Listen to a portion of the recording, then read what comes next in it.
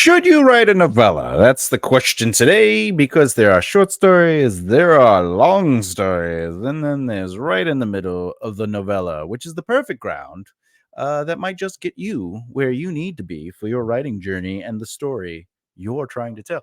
So today we're going to show should you write a novella? Pros and cons and some tips. It's what's today's let's get right into it. Um what is a novella? What is that? Well, a novella is a type of narrative prose that sits between a short story and a novel in terms of length and complexity. That's right. Typically, novellas range from 20,000 to 40,000 words, though some definitions extend this range slightly on either end. I do have a free sheet in the folder available in the comments that actually tells you all the lengths of any genre and book, novella being one of them. But a novella, unlike short stories, which often focus on a singular event or moment, novellas have enough space to explore multiple scenes, characters, and themes in more depth. However, they are usually not as expansive as novels, which can dive into more intricate subplots and larger character arcs. The novella is an interesting form because it allows for a balance between brevity and depth. I will say this: this can be especially appealing for stories that are too complex for a short story, but not quite in the realm of needing the space of a novel. So the limited length encourages authors to focus on a central theme or character, creating a tight, cohesive narrative that moves quickly while still providing room for nuance. This can result in a story that feels both satisfying and immediate, making it an excellent format for exploration of intense themes, character studies, or unique narratives and their structures. Now, historically, all right, historically, novellas have been an important literary form, particularly in European literature. So Joseph Conrad's Heart of Darkness is a classic, for example, of a novella that had a significant cultural or literal impact. They illustrate the power of the form, using a limited space to delve into profound themes and leave a lasting impression. Now, I want to say, uh, some people are like, well, are novellas really? Can you take them seriously? And the truth is, yes, you can. I mean, there are short story collections, but there are also very powerful novellas out there. And it's important to say to yourself, well, what story do I want to tell? And is this story worth telling? Am I trying to say something? And if the answer is yes, do it. Write a novella. Especially if you're like, I don't want to put the time into adding more characters. I just have this moment in time I sort of want to play with, and that's a novella, right? It doesn't have to expand over years or like George R. R. Martin, where it takes place over like 7 or 8 different POVs. It could just be focused on a very specific moment in time, and it allows you to kind of play with that moment. So it's also a really good way to experiment with ideas or styles without committing to a huge novel that would take time and scope. So think of it that way. But Thomas, why would an author write a novella? Well, authors might choose to write a novella for various reasons, often influenced by the unique benefits the form itself provides. First and foremost, novellas offer a flexible and manageable format that allows you, the writer, to tell a complete, engaging story without the long commitment required for a full novel. This can be especially appealing for writers who have an idea or theme that doesn't necessarily need a larger canvas. Instead, they can hone in on a particular concept or character and explore it in depth, often leading to more intense, focused storytelling experiences. Now, writing a novella also allows for experimentation due to its shorter length. A novella can be an ideal testing ground for writers to explore new styles, genres, or narrative techniques.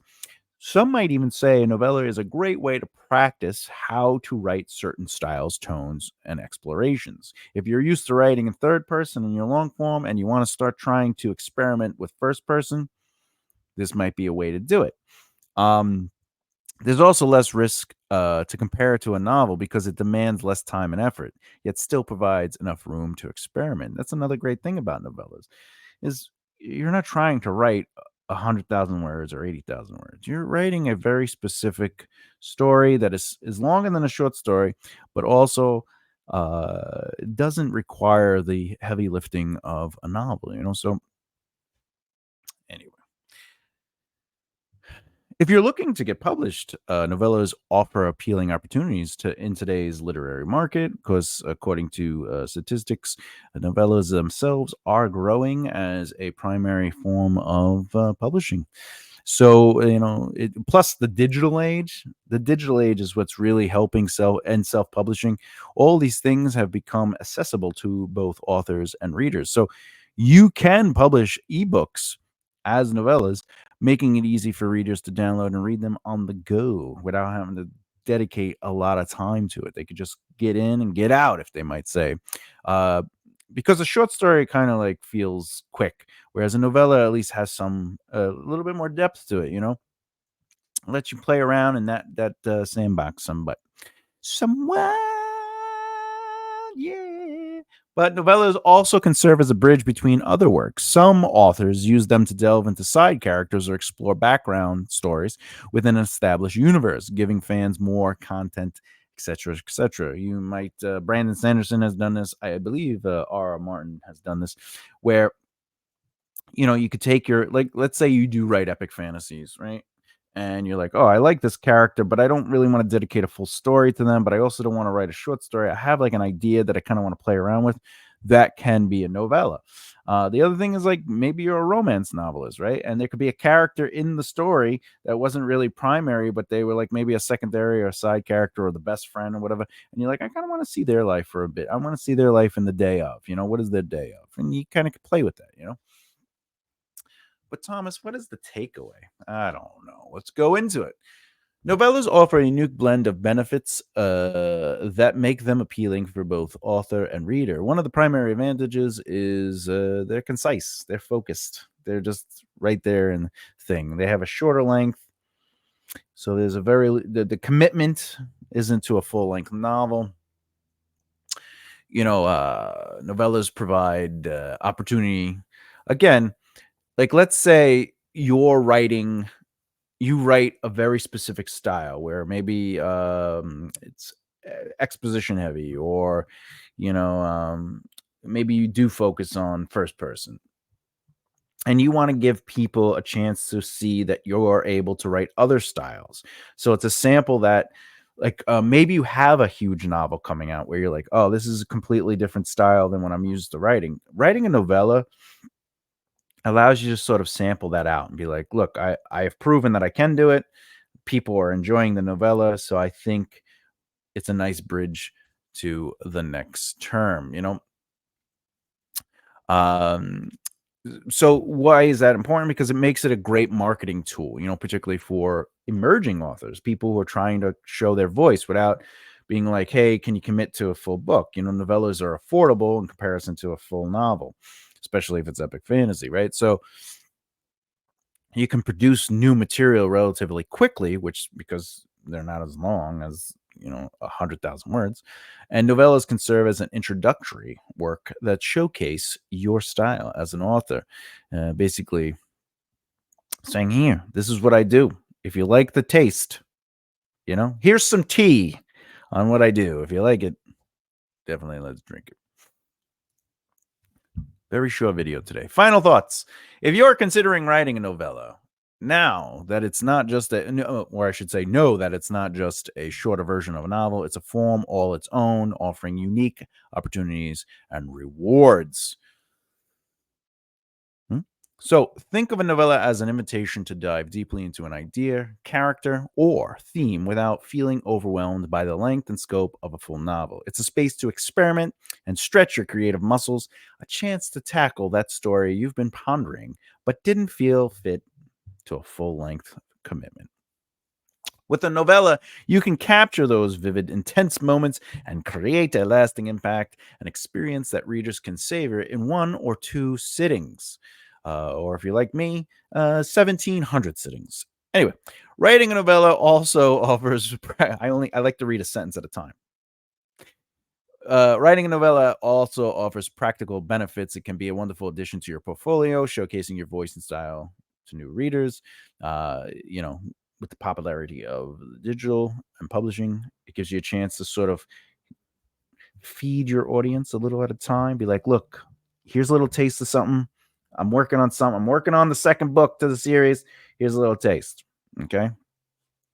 And you also could reach a little bit more readers, give them an opportunities. You could even be like, look, it's on sale. Just take the book. Take the novella. If you like my style, it's a good marketing tool, I'm just saying, okay. So ultimately, if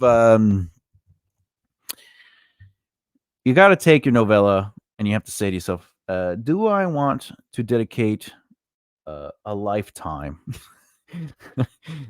to a story, or do I want to really put some time into a very specific moment, or a glimpse into a moment or a character's life, without it being too short? I want to put some time into it, but I don't want to really make it a full 50 or 60 chapter book. I just kind of want to play around in that world. Then the novella might be for you. Okay. Next video in this series, we're going to be talking about past tense in novels. So the terminology, right? So this playlist, the terminology, we're going to explain what past tense is, show you some examples, and also real-time examples. All right, we're going to get back to that. Questions. Have you ever written a novella? Have you ever written a novella?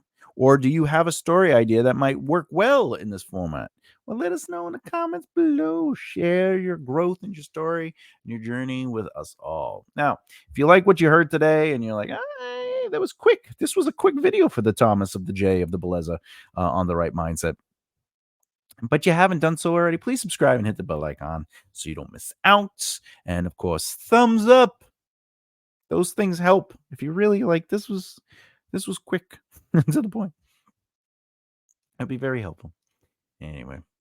All right, there we go. There we go. Now I'm going to take a nap. As always, peace and harmony, truth in action, and keep developing the right mindset. I'll see you next time. Bye.